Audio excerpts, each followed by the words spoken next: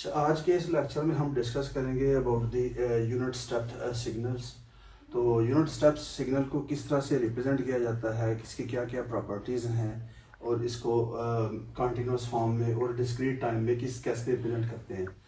तो unit step signal denoted by ut in continuous time, you can represent that in like ut is equals to 0 if the value of t is less than 0, and it is always equals to 1 if t is equals to 0 or greater than 1। like अगर आप इसको wave form इसकी देखना चाहें तो इसकी wave form ये है।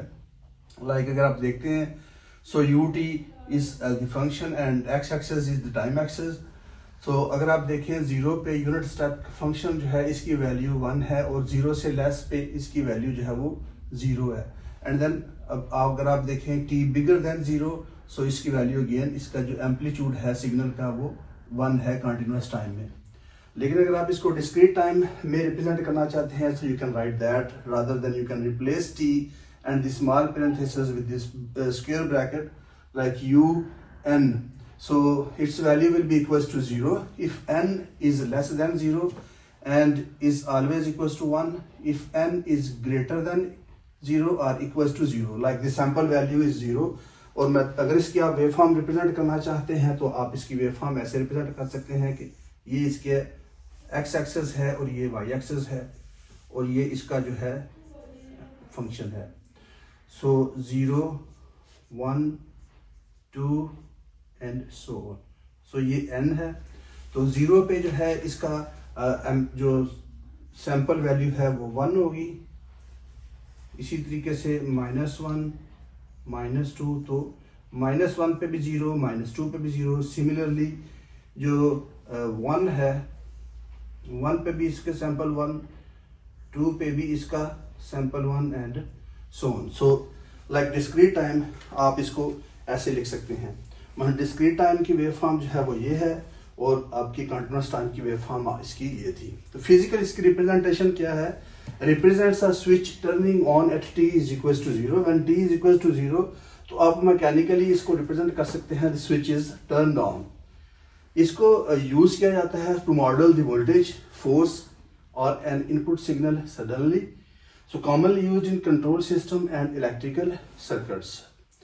ग्राफिकली इसको हमने बता दिया कि जो सिग्नल है वो t से पहले क्या होगा, 0 होगा, और जैसे ही सिग्नल या टाइम जो है वो 0 पे आ जाएगा तो सिग्नल जंप कर जाएगा 1 पे, और उसके बाद जो है फिर ये कांस्टेंट 1 भी रहेगा।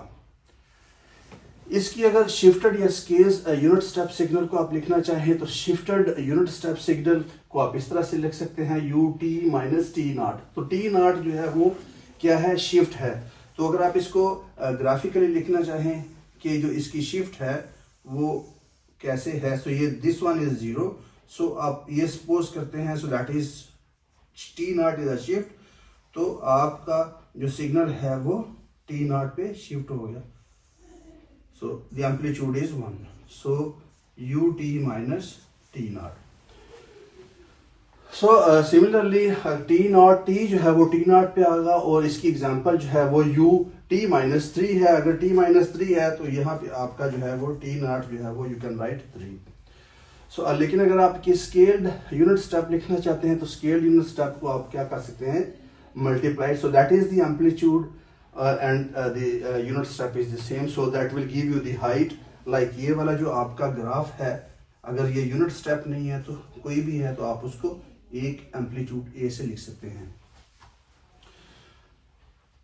इसकी डिफरेंट प्रॉपर्टीज हैं और बहुत इंपॉर्टेंट प्रॉपर्टीज हैं इसकी। जैसे सबसे पहली प्रॉपर्टीज है कि ut की power n will always be equals to ut। For example suppose आप ये लिखते हैं कि आपका u1t जो है वो आपका ये फंक्शन है 1। सिमिलरली u2t अगेन आपका ये वाला सिग्नल है, सो अगेन 1, क्योंकि ये 0 पे 1 होगा, and then it will keep continuous 1 and then so on unt, so again its amplitude is 1, so you can write like u t whole power n will be equals to always be equals to 1, so that is again so ut. So ut the power n will always be equals to ut, and the same thing for the shifted version, like ut minus t naught whole power k will always be equals to ut minus t naught. Similarly, like अगर आप इसको लिखना चाहते हैं तो so that is something like that. So ut minus t naught. So that is the shifted version. Again, so u1 u2 t minus t naught. So shifted version t naught. So again you can see that if you take its power ut minus t naught whole power 2, the answer will be equals to ut minus t naught. So this is very important property. The third property is uat is equals to ut. So that is the time scaling property. So we will discuss the time scaling property later on when we will discuss about the operation of signals. The fourth property is uat minus t naught. Like you are basically shifting the scaled version, like you are in the time domain.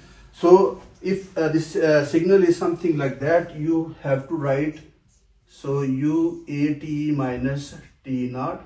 So you can write like this. You need to take a as a common.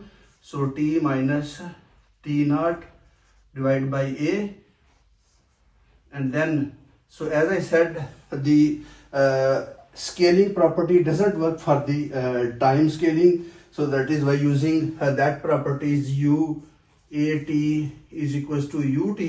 So using this property, you can write that property will be equals to ut minus t naught by a.